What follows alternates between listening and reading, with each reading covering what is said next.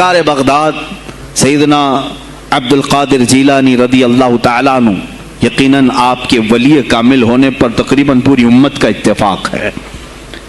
इत्तेफाक का मतलब सिर्फ बरेलवियों का नहीं, देवबंदी भी मानते हैं, अहले हदीस भी मानते हैं, शिया भी मानते हैं। गौस पाक रज़ियल्लाहु ताला अन्हु की विलायत से इनमें से किसी का इनकार नहीं। आज भी बगदाद में जाएं, लंगर बट रहा होता है, शिया भी खा रहे हैं।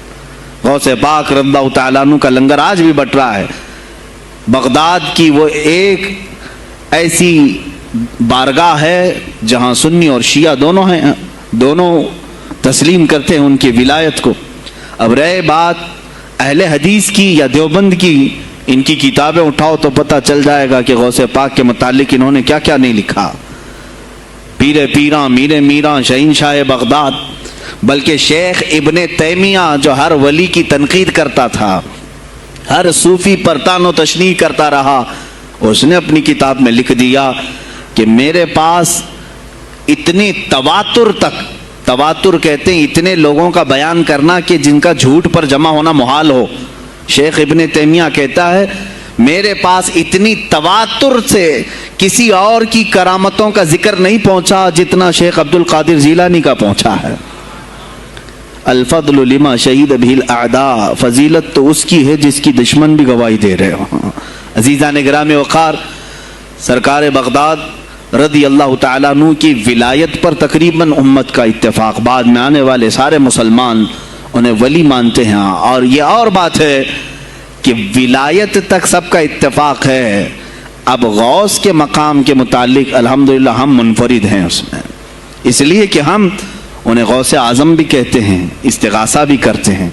ये एक अलग टॉपिक है जहाँ शिरक, बिदात और कुफ्र के फतवे लगते हैं कि बरेलवी अल्लाह को छोड़कर औलिया से मांगते हैं, और ये बीवियों से मांग लें तो कोई हर्ज नहीं, हाँ अपने बच्चों से मांग लें तो कोई हर्ज नहीं, बल्कि चपरासी और नेताओं से मांग लें तो कोई हर्ज नहीं। किसी साहब ने आकर के मुझसे कहा था आप गौसे आज़म क्यों कहते हैं? आज़म अल्लाह होता है, सबसे आज़म। गौस कहें ठीक है। सल्फी साहब से हमने कहा कि आपको सरकार अब्दुल कादिर जीलानी को गौसे आज़म कहने पर एतराज़ है, लेकिन एक चूड़ा चमार मुल्क का प्राइम मिनिस्टर बन जाए तो उसे वजीर आज़म कह देते हैं, कोई दिक्कत नहीं आपको, वहां आज़म कहते हैं आप। आज़म कहने में आपको वहां झिझक भी नहीं आती और गौसे पाक को आज़म कहने में आपको शर्म आने लगती है। ये अपने अपने नसीबे की बात है। आपका आज़म कोई और है, हमारा आज़म कोई और है। अजीज़ान गिरामी, सरकार बगदाद शहीनशाह विलायत सुल्तानुल औलिया सैयदना अब्दुल कादिर जीलानी रज़ियल्लाहु ताला अन्हु, माँ के पेट से ही उनको विलायत अता की गई। ये वो औलिया में से हैं जिनका पैदाइशी अल्लाह ताला ने मुंतखब फरमाया है। बल्कि जिस वक्त आपकी विलादत हुई, ये शाबान का आखिरी दिन, और आपकी वालिदा माजिदा के बतन से आप इस उम्र में पैदा हुए जब औरतों में औलाद की उम्मीद ख़त्म हो चुकी होती। आपकी माँ की उम्र 60 साल की थी जब आप पैदा हुए। ये खुद अपने आप में एक करामत है। और सरकार बगदाद रज़ियल्लाहु ताला अन्हु जब जीलान में पैदा हुए तो आपका मामूल तो देखें, आपकी माँ खुद बताती हैं, दूसरे साल गालिबन लोगों को चांद में शक हो गया, 29 का चांद नजर आया कि नहीं आया। बाज कहने लगे हो गया होगा, बाज कहने लगे नहीं हुआ होगा। तो यौम शक कहते हैं, यानी 30वां जो शाबान का होता है, वो एक रमजान भी हो सकता है, 30 शाबान भी। तो लोग आए हजरत फातिमा उम्मुल खैर के पास जो गौसे पाक की माँ है, पूछा कि कल का चांद हुआ कि नहीं हुआ, हमें शक हो गया है। आपने कहा चांद हो गया है और रमजान शुरू हो चुका है। कहा कैसे? कहा सुबह से मेरा बेटा अब्दुल कादिर दूध को मुंह नहीं लगाया है, और मेरे बेटे का ये मामूल है पिछले रमजान से ही। जिस वक्त गौसे पाक पैदा हुए रमजान शुरू था। उनकी माँ कहती हैं सहरी से लेकर इफ्तार तक गौसे पाक अपनी माँ का दूध नहीं पीते थे। ये बचपने में माँ की गोद में रोजे का आपके ऊपर कोई मुकल्लफ नहीं थे, आप अहकाम शरीयत अभी आपके ऊपर लागू नहीं थे, लेकिन अल्लाह का एक वली आता है तो वो निज़ाम खुदा कायम करने के लिए आता है। आज मैं इसी पर गुफ्तगू करना चाहूँगा। अल्लाह के औलिया ظاہر کیوں ہوئے دنیا میں اور کیوں آتے ہیں؟ ان کا سب سے بڑا مقصد دنیا میں آنے کا، جلوہ بار ہونے کا، وہ یہ ہوتا ہے کہ نظام خداوندی کو زمین پر قائم کریں. جس کی کائنات ہے اسی کی بات یہاں پر قائم ہونی چاہیے. اب یہ باتیں وقت کے ساتھ گزرتی جاتی ہیں اور لوگ بھول جاتے ہیں. آپ سب کو پھر میں یاد دلا دوں، میرے عزیز، میں نے بھی اور آپ نے بھی اللہ سے ایک وعدہ کیا ہے. ہماری روحوں نے اللہ سے وعدہ کیا ہے. جب اللہ تعالیٰ نے ہمیں پیدا بھی نہیں کیا تھا اس وقت ہماری روحوں کو بلا کر اس نے ایک وعدہ لیا، الست بربکم، کیا میں تمہارا رب نہیں ہوں؟ میں تمہارا مالک اور خالق نہیں ہوں؟ تو سب کی روحوں نے کہا تھا قالوا بلا وربنا، کیوں نہیں مولا، تو ہی تو ہمارا رب ہے. رب تعالیٰ نے فرمایا کیا تم اسی وعدے پر برقرار رہو گے دنیا میں جانے کے بعد؟ سب نے کہا تھا ہم وعدہ کرتے ہیں مولا اسی پر باقی رہیں گے. یہاں آنے کے بعد کتنے وہ لوگ ہیں جو اس کی ربوبیت کا اقرار کرتے ہوئے اس کائنات میں صرف اس کے گن گاتے ہیں. کفار و مشرکین تو وعدہ خلاف ہیں، توڑ دیے، انہوں نے اللہ کے علاوہ کسی اور کو خدا بنا لیا. لیکن تم نے اللہ اکبر تو کہا، زبان سے تو تم نے تسلیم کیا، لیکن تمہارا رہن سہن یہ بتاتا ہے کہ تمہارا مالک کوئی اور ہے. کسی اور کو راضی کرنے میں لگے ہوئے ہو، کسی اور کی دریوزہ گیری کر رہے ہو، کسی اور کی خوشامدی میں کھڑے ہوئے ہو. درباروں کے آستانوں کے دروازوں پر تمہارا کھڑا ہونا گھنٹوں پر کسی کو راضی کرنے کے لیے، یہ تمہارا عمل بتاتا ہے کہ تم نے رب اعلیٰ کو اکبر نہیں سمجھا. وعدہ تو تمہاری روحوں نے کیا تھا کہ تیرے سوا کسی کو ہم حاکم نہیں تسلیم کریں گے. حاکم اعلیٰ صرف اللہ ہے. اولیاء کاملین یہی بات یاد دلانے کے لیے آتے ہیں، پھر تمہیں یہ یاد دلانے کے لیے آتے ہیں. اور جس شان سے وہ دنیا میں آتے ہیں بچپن سے ہی ان کے حالات ایسے ہوتے ہیں کہ شریعت طاہرہ کی پابندی ان کے ہر قول و عمل میں نظر آتی ہے، ہر قول و عمل میں. اس لیے کہ ہم جس کی زمین پر ہیں اور جس کی آسمان کے نیچے ہیں، بات ہوگی تو صرف اسی کی ہوگی، بات ہوگی تو صرف اسی کی ہوگی. مجھے ایک بات یاد آتی ہے، سرکار مفتی اعظم ہند رحمۃ اللہ تعالی علیہ، آپ کے سامنے کوئی صاحب تقریر کر رہے تھے، یہ زمین سب کی ہے، ان کی بھی ہے، ان کی بھی ہے، ان کی بھی. آپ نے کہا چپ رہو، زمین اللہ کی ہے اور صرف اللہ کا نام ہو. یہ سب کی ہمت نہیں بولنے کی. زمین اللہ کی ہے اور اللہ ہی کا، یہاں پر اللہ ہی کی بولی بولی جائے، اسی کے لیے زیب دیتا ہے. جس کے گھر میں رہ رہے ہو اسی کی بات کرو. عزیزان گرامی وقار، سرکار بغداد، ان کی کرامات اپنی جگہ پر، لیکن ان کی زندگی کے کچھ اہم گوشے میں لے کر آج حاضر ہوں. آج ہمارے حالات کے اعتبار سے بھی ضرورت ہے اس کی. جب آپ پروان چڑھتے رہے اپنی ماں کی گود میں، بہت جلدی آپ کے والد گرامی کا انتقال ہو گیا. آپ سے خود پوچھا گیا تھا غوث پاک سے، آپ کی جوانی میں یا جب آپ کا شہرہ بغداد میں بہت ہو گیا تب پوچھا گیا تھا آپ کو اپنے ولی ہونے کا احساس کب ہوا؟ غوث پاک سے ہی پوچھا گیا تھا آپ کو کب پتا چلا اللہ نے آپ کو ولایت کا یہ مقام عطا کیا؟ آپ فرماتے ہیں جب میں 10 سال کا تھا، مدرسے جاتا تھا تو غیب سے ایک آواز آتی تھی، افصحوا فی المجالس لولی اللہ. غیب سے آواز آتی تھی، اے لوگوں مجلس میں جگہ چھوڑ دو، اللہ کا ولی آ رہا ہے. یہ آواز صرف میں نہیں، میرے استاد بھی سنتے، وہاں بیٹھے شاگرد بھی سنتے، اور سب کھڑے ہوتے تھے، جگہ دیتے تھے. غوث پاک فرماتے ہیں جب ہر بار مجھے یہ آواز آنے لگی تب مجھے احساس ہوا کہ اللہ تعالیٰ نے مجھے ولایت کا تاج پہنایا ہے. پھر آپ کو لہو و لعب میں، کھیل کود میں نہیں رکھا گیا.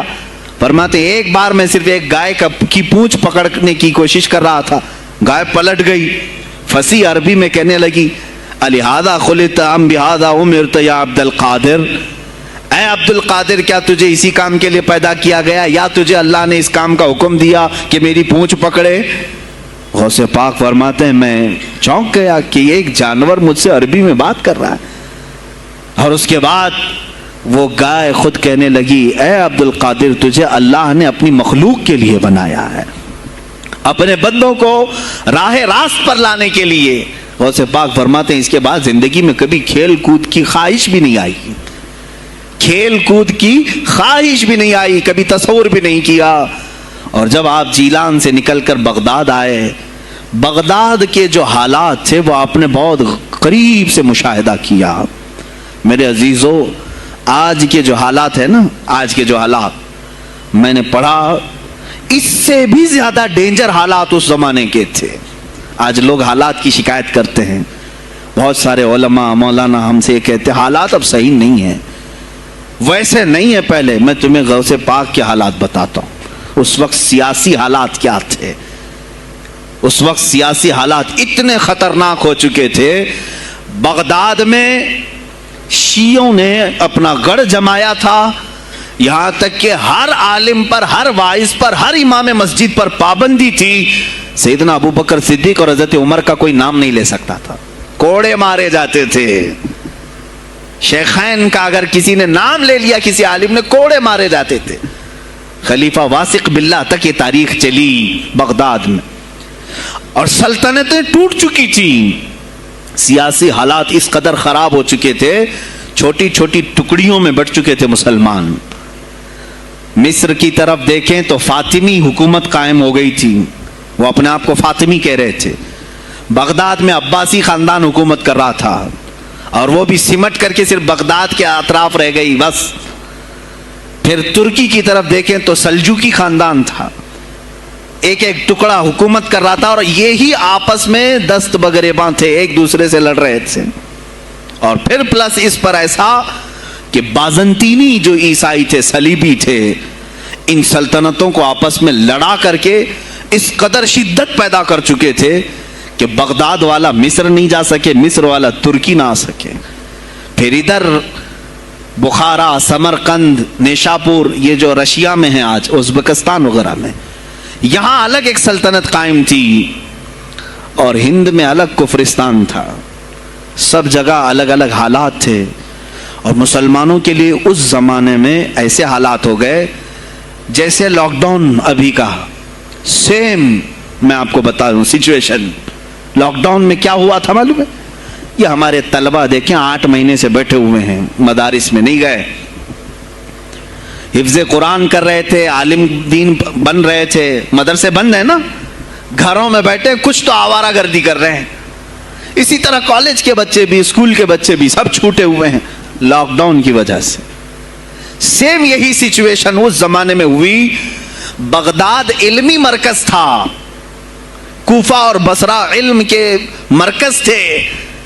آپسی رنجشوں کی وجہ سے بادشاہوں کی طلبہ ایک جگہ سے دوسری جگہ کا سفر نہیں کر سکتے تھے.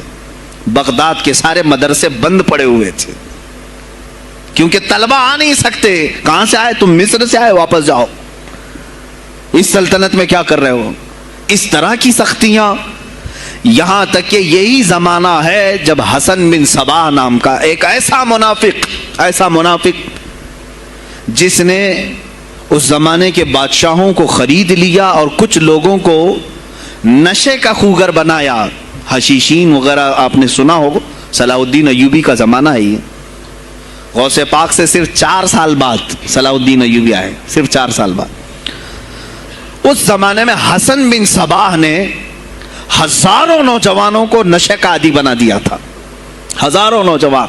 اور کیسا نشہ, کوکین, افیون وغیرہ سب تو لے کر کے تو لوگ ہوش میں آ جاتے ہیں. وہ ایسا تھا کہ اس نے جو نشہ دکھایا تھا, ایک چھوٹے سے کمرے میں ان کو رکھتا اور انہیں بتاتا کہ یہ درخت ہیں, یہ نہر ہے, یہ محل ہے, یہ حور ہے, تو اسے وہ جنت ہی سمجھتے تھے. اور پھر اس کمرے سے باہر نکالتا اس کو, تڑپ تڑپ کے آدمی مر جاتا کہ مجھے میری جنت میں واپس کرو. وہ جنت نہیں, کمرہ ہوتا تھا, لیکن نشہ اسے ایسا کرایا جاتا تھا کہ اس کمرے کو وہ جنت سمجھنے لگتا تھا. اور ان نوجوانوں سے کیا کرایا جاتا تھا؟ ان کو نشے کا عادی بنا کر کے باہر نکالا جاتا, انہیں ٹارگیٹ دیا جاتا, فلاں مجلس میں جاؤ, فلاں خلیفہ کو قتل کرو, فلاں وزیر کو مارو, فلاں سپاہیوں کو مارو, فلاں عالم دین کا قتل کرو. اور وہ اپنا ٹارگیٹ پورا کر کے آتے, اس لیے کہ انہیں نشہ چاہیے تھا. وہ 1 دن 2 دن سے زیادہ اس نشے کے بغیر رہ نہیں پاتے ہیں. وہ اپنا ٹارگیٹ کرنے کے لیے اپنی جان بھی جوخم میں ڈالتے ہیں. اس طرح کے کئی حملے خلفاء پر کرائے حسن بن صباح نے. اور جانتے ہیں میں نے آج تاریخ دیکھی، حسن بن صبا نے علماء اہل سنت کو اس زمانے کے 40,000 علماء کو قتل کرایا. یہ وہ زمانہ تھا جب بغداد کا حال یہ تھا کہ نشہ زیادہ ہو چکا تھا، علم دین کے مراکز بند ہو رہے تھے اور علماء بولنے میں ہچکچا رہے تھے، ڈر رہے تھے، اور سلطنتیں آپس میں ایک دوسرے سے ٹکرا رہی تھیں. جو خلیفہ بیٹھتا وہ نہایت عیاش قسم کا خلیفہ آتا تھا. اکثر خلیفہ عیاش آئے، ان کے حریم میں، ان کے حرم خانے میں، یعنی ان کے محل میں 40 عورتیں ہوا کرتی تھیں جن کے ساتھ وہ وطی کرتے، جمع کرتے. جبکہ وہ مسلمان خلیفہ، ایک بادشاہ کے لیے چاہے کوئی بھی ہو 4 سے زیادہ کی اجازت ہے.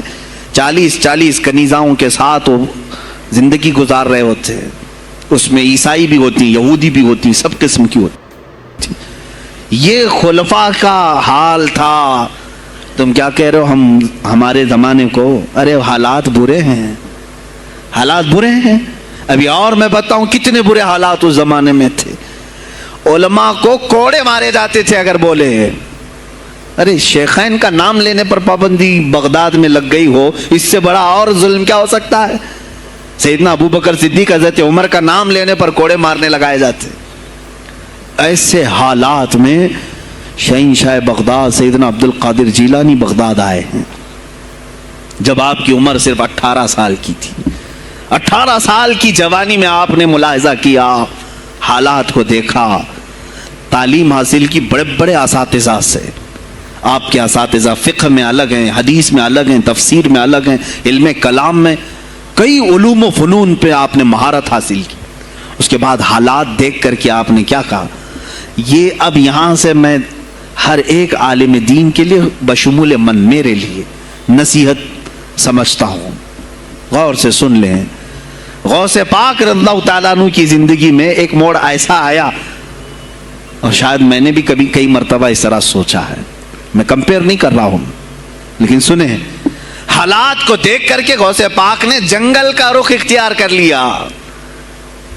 کیا لینا دینا ہے اس دنیا سے؟ اور آپ خود فرماتے ہیں کہ میرے دل میں یہ ارادہ تھا نہ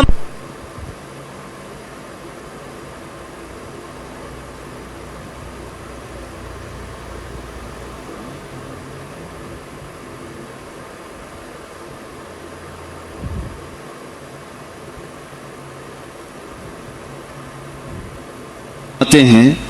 میرا ارادہ ہوا جنگل میں ایسی جگہ رہوں کہ نہ مجھے مخلوق دیکھے اور نہ میں مخلوق کو دیکھوں. عبادت میں ایسے مصروف ہو جاؤں. جنگلوں میں آپ عبادت کرتے رہے، لیکن فرماتے ہیں مجھے غیب سے آواز آئی اللہ رب العزت کی طرف سے. کہا اے بندے قادر، آپ کا نام ہی عبد القادر ہے، اے قادر کے بندے، تجھے اللہ نے جنگلوں کے لیے نہیں بنایا، امت مصطفیٰ کی رہنمائی کر، خلق خدا تجھ سے نفع حاصل کرے، واپس آ جا. غوث پاک فرماتے ہیں میرا ارادہ تو تھا کہ میں اپنی زندگی اللہ کی یاد میں فنا کر دوں، لیکن میں شہر صرف اس لیے واپس آیا کہ جنگل میں صرف میری اصلاح ہو سکتی ہے، شہر میں پوری امت کی اصلاح ہو سکتی ہے. علماء کے لیے یہی آج نصیحت ہے. تم چاہے تو گدی نشین بن جاؤ، سجادہ نشین بن جاؤ، جھولی نشین بن جاؤ، جنگل نشین بن جاؤ. ہو سکتا ہے تمہارے اپنے فائدے کے لیے تم سوچ سکتے ہو. میں نے ابھی یہ کہا، میرے دل میں ارادہ تھا کہ گوشہ نشین ہو کر کے اپنی عبادت کریں، اپنی آخرت کی فکر کریں. نہیں، علماء کو اللہ تعالیٰ نے علم عطا کیا ہے امت مصطفیٰ کی رہنمائی کے لیے. یہ امانت ہے، چاہیں تو بھی چھپ نہ سکیں. عزیزان گرامی وقار، غوث پاک رضی اللہ تعالیٰ عنہ واپس بغداد آئے. اچھا، وہ اتنی عبادتوں کے عرصے میں جانتے ہیں کہاں کہاں کا سفر نہیں کیا انہوں نے؟ جنگلوں کا سفر، صحراؤں کا سفر، بیابانوں کا سفر، یہاں تک کہ سری لنکا کی سرزمین تک پہنچے، ملتان تک آئے. یہ تاریخ کی کتابیں بتاتی ہیں آپ نے پیدل یہ سارے سفر کیے. پھر واپس اسی بغداد آئے جہاں کے حالات بڑے ہی کشیدہ تھے، اور خلفائے وقت کے خلاف زبان کھولنا یہ آگ سے کھیلنے کے برابر تھا، آگ سے کھیلنے کے برابر تھا۔ اور سب سے بڑا مسئلہ تو غوث پاک کے لیے یہ تھا کہ آپ بغداد کے نہیں تھے، عراق کے نہیں تھے، آپ جیلان سے آئے تھے۔ جیلان ایران میں ہے۔ اس زمانے میں طبرستان ایک صوبہ تھا، طبرستان کا ایک شہر جیلان تھا۔ جیلان سے آئے ہوئے تھے بغداد میں، آپ کی زبان فارسی تھی۔ فارسی زبان کا ایک طالب علم بغداد میں آیا ہے، اور بغداد پورا عربیوں کا ہے، فصیح عربی بولنے والے لوگ، اور نہایت ہی عیاشی میں پڑے ان کی اصلاح کیسے کریں۔ دل میں بار بار یہ احساس ہوتا۔ غوث پاک فرماتے میری زبان فارسی تھی اور ان کی زبان عربی ہے، میں ان سے خطاب کیسے کروں، ان کو اصلاح کے راستے پر کیسے لاؤں۔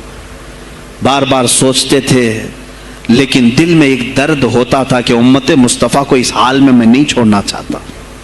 ایک دن ایک مسجد میں غمگین حالت میں سوئے، ظہر کا وقت تھا، نماز پڑھ کر کے آپ آرام کر رہے ہیں، اور جیسی آنکھ بند ہوئی سرور کائنات صلی اللہ علیہ وسلم تشریف لائے۔ پوچھا عبد القادر کیوں غمگین ہے میرے بیٹے؟ کہا کہ یا رسول اللہ صلی اللہ علیہ وسلم زبان میری عجمی ہے، فارسی، میں عربیوں کے بیچ بیٹھا ہوں، اصلاح کرنے کی کوشش کرتا ہوں، لیکن مجھے یہ عجمی سمجھیں گے۔ اللہ کے نبی صلی اللہ علیہ وسلم نے فرمایا تو اپنا منہ کھول۔ آپ نے منہ کھولا، حضور پاک نے اپنا لعاب پاک ڈالا، دوسری بار ڈالا، تیسری بار ڈالا، چوتھی بار ڈالا، پانچویں، چھٹی، 7 مرتبہ حضور پاک نے اپنا لعاب پاک دیا اور کہا عبد القادر اب اٹھ اور بیان کرو۔ فرماتے ہیں خواب میں نے حضور اکرم صلی اللہ علیہ وسلم کا لعاب پاک لیا، تھوڑی ہی دیر گزری تھی، میرے خواب میں ہی میرے جد کریم مولا کائنات علی مرتضیٰ تشریف لائے۔ کہا پھر وہی سوال کیا عبد القادر کیوں نہیں بیان کرتے؟ کہا میں فارسی النسل، فارسی ہوں اور عربیوں کے بیچ میں ہوں۔ انہوں نے کہا تو اپنا منہ کھول۔ باب العلم، باب مدینۃ العلم، علی کرم اللہ وجہہ الکریم اپنا لعاب پاک ڈالتے ہیں، 1 بار، 2 بار، 3 بار، 4 بار، 5 بار، 6 بار، بس کیا۔ غوث پاک نے کہا نانا جان نے مجھے 7 مرتبہ پلایا، آپ نے 6 مرتبہ۔ علی کرم اللہ وجہ الکریم فرماتے ہیں میں برابری تو نہیں کر سکتا، وہ رسول کائنات ہیں۔ عزیزان گرامی وقار، غوث پاک فرماتے ہیں پھر میری آنکھ کھلی، اور اسی جامع مسجد میں جب میں کھڑا ہوا اور خطاب کے لیے لوگوں کو پکارا تو دیکھا ادھر سے بھی مخلوق آ رہی ہے، ادھر سے بھی آ رہی ہے، سامنے سے بھی آ رہی ہے۔ مجمع اتنا کثیر کہ تل دھرنے کی جگہ مسجد میں نہیں تھی، اور جب آپ کا خطاب ختم ہونے کو تھا لوگ اپنے کپڑے پھاڑنے لگے اور بے ہوش ہونے لگے۔ اتنی تیر بہدف کلمات تھے کہ سیدھے سینے میں پیوست ہو جاتے، دلوں میں اتر جاتے۔ اس کے بعد وہی دن تھا سیدنا عبد القادر جیلانی کو لوگوں نے ہاتھوں ہاتھ اٹھایا۔ بغداد میں شہرہ ہو گیا کہ کوئی ایک اجمی آیا ہے اور عربیوں پر فوقیت لے گیا ہے، سارے عربی اس کے سامنے دنگ رہ گئے ہیں، کوئی عربی اس کی فصاحت کو نہیں پہنچ پاتا ہے۔ کئی لوگ امتحان کے لیے بھی آئے، ایسا نہیں ہے کہ غوث پاک کو یوں ہی چھوڑ دیا گیا۔ میرے عزیز تم تو 1000 سال کے بعد کرامتیں سنتے ہو نا، یہی لگتا ہے کہ غوث پاک بہت کرامتوں کے مالک تھے، بہت بڑے عالم اور بڑے ولی کامل تھے، کچھ نہیں ہوا ہوگا ان کے ساتھ۔ ہمارے سے زیادہ خطرے انہوں نے مولے ہیں، ہم سے زیادہ حاسدین ان کے تھے، دشمنی کرنے والے اپنوں میں بھی بہت سارے تھے۔ غوث پاک رضی اللہ تعالیٰ عنہ کا جب خطاب شروع ہوا، کیا ایک خطیب جب مشہور ہونے لگے تو دوسرے مولوی خاموش رہ جائیں گے؟ حسد کی چنگاری بھڑکتی ہے، وہ غوث پاک کے خلاف بھی بھڑکی۔ اور بغداد میں جب یہ شورا ہونے لگا تو کئی علماء اس وقت کے جو بڑے بڑے پائے کے عالم ہیں، ان کی کتابیں آج بھی موجود ہیں، میں نام تذکرے نہیں کر رہا، لیکن انہوں نے ٹیسٹ لینے کی غرض سے، امتحان لینے کی غرض سے کئی لوگوں کو سوالات بھیجے۔ ایک دن مجلس میں ایسا تھا کہ غوث پاک تفسیر قرآن بیان کرتے تھے۔ تفسیر قرآن بیان کرنا غوث پاک کا محبوب مشغلہ تھا، روزانہ قرآن کی تفسیر عرض کرتے۔ ایک دن مجلس میں بڑے بڑے علماء کی جماعت، جس میں عبد الرحمن جوزی جیسے بڑے فقیہ محدث ہیں، ان کی ایک جماعت آئی، قرآن کی جو آیت کی تفسیر وہ کر رہے تھے اس تفسیر کو کئی کتابوں سے انہوں نے اخذ کیا اور لے کر کے آئے، مجمع میں بیٹھے، غوث پاک نے تفسیر شروع کی۔ ایک آیت کی کتنی تفسیریں ہو سکتی ہیں، کتنی تفسیریں ہو سکتی ہیں، ایک تفسیر بیان کیا، اس کے بعد کہا اس آیت کی ایک دوسری تفسیر یہ ہے، پھر تھوڑی دیر کے بعد غوث پاک نے فرمایا اس کی ایک تیسری تفسیر یہ ہے، پھر کہا اس کی ایک چوتھی تفسیر یہ ہے، پھر کہا اس کی ایک پانچویں تفسیر یہ ہے۔ بیان کرتے جا رہے ہیں یہاں تک کہ 13 تفسیریں ہو گئیں۔ جو بیٹھے ہوئے تھے وہ آشش کرنے لگے۔ اس کے بعد اتنا ہی نہیں، آگے بڑھتے گئے، 40 تفسیریں ایک آیت کی آپ نے بیان کی۔ جو آئے تھے وہ کھڑے ہو گئے اور اس کے بعد غوث پاک رضی اللہ تعالیٰ عنہ کو دیکھنے لگے۔ غوث پاک نے ان کو مخاطب کر کے کہا، اے گروہ علماء، اے جماعت علماء، تم 13 تفسیریں یاد کر کے آئے تھے ایک آیت کی، کیا وہ میں نے شروع سے 13 تک صحیح بیان کیا؟ سب اپنے جبے اٹھانے لگے، کہا ہم تو یہ 13 تفسیریں پڑھ کر آئے تھے یہ سوچ کر کے کہ شیخ عبد القادر جیلانی کو 2-3 سے زیادہ تفسیریں نہیں آتی ہوں گی، 13 کے بعد آپ تو 40 تک پہنچے، وہاں تو ہمارا بھی علم نہیں پہنچا۔ جماعت علماء دنگ رہ گئے اور اس کے بعد توبہ بھی کیا، کہا ہمارے دلوں میں بدگمانی آ گئی تھی، ہم توبہ کرتے ہیں۔ غوث پاک رضی اللہ تعالیٰ عنہ ایک اور مجمع ایسا ہے کہ اس میں 40 کے قریب علماء ہے، سوالات الگ لے کر کے پھنسائیں گے کسی طرح سے ان کو، ڈیفیکلٹ سوالات لے کر کے۔ ایک بات یاد رکھنا، مشکات شریف کی حدیث ہے، جس نے علم اس لیے حاصل کیا کہ کسی عالم کو نیچا دکھا دوں، اسے پھنسا دوں سوال کر کے، حضور فرماتے ہیں قیامت کے دن اسے آگ کی بیڑیاں پہنائی جائیں گی، اس کی زبان کو آگ کی کینچی سے کھینچا جائے گا۔ اس لیے علم حاصل مت کرو، کسی کو نیچا دکھانا، کسی کو بیوقوف بنانا۔ ایک کتاب کہیں سے پڑھ کر کے آئے، مولانا کے پیچھے پڑ گئے، یہ بتاؤ صحیح ہے کہ نہیں ہے۔ پھر اگر اس مولانا صاحب کے دماغ میں اس وقت وہ مسئلہ نہیں تھا، انہوں نے کہا نہیں معلوم، تو آپ کو لگا کہ ہاں میرے سے زیادہ تو ان کو بھی نہیں معلوم، تم نے تو ایک ہی چیز حل کر کے ان کے سامنے پیش کی ہے۔ عزیزان گرامی، اس طرح کی چیزیں ہرگز نہ کریں، یہ بہت بڑا گناہ ہے مغالطے میں ڈالنا۔ غوث پاک رضی اللہ تعالیٰ عنہ ایک جماعت سے خطاب کر رہے ہیں، 40 علماء ہے، الگ سوالات نوٹ کر کے، میں یہ پوچھوں گا، تم یہ پوچھنا، تم یہ پوچھنا۔ غوث پاک رضی اللہ تعالیٰ عنہ نے اپنا خطاب کیا اور سوالات کے لیے اس دن محفل کا وقت ہی نہیں دیا، کہا آج سوالات کوئی نہیں کرے گا۔ وہ لوگ تو سوالات لے کر کے آئے تھے، سب مجمع میں خطاب کے بعد جس کو جو پوچھنا ہے آپ کہتے ہیں کہ پوچھ لو، اس دن کا کوئی نہیں پوچھے گا، آؤ صرف مصافحہ کر کے جاؤ۔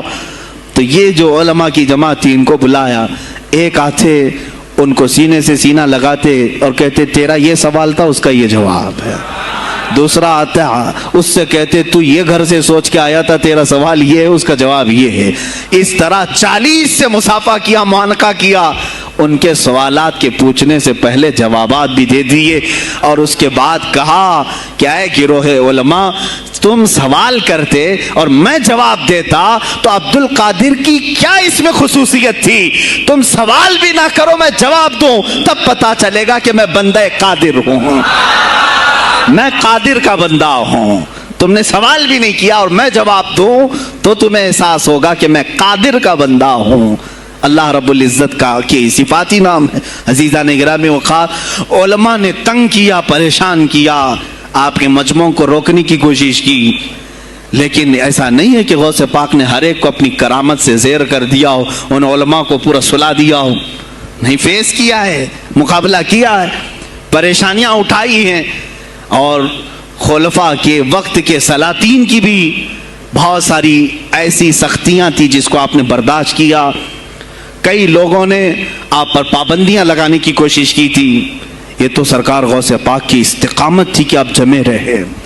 اور سب سے بڑا کام آپ کا کیا تھا معلوم ہے؟ خانقاہ کے گدی نشینوں غور سے سنو، جو غوث پاک کا نام لیتے ہیں، سرکار غوث پاک رضی اللہ تعالیٰ عنہ کی اس صفت کو میں بیان کروں تو یہ بغلیں جھانکیں گے۔ ابھی غوث پاک نے سب سے بڑا کردار کیا کیا جانتے ہیں آپ؟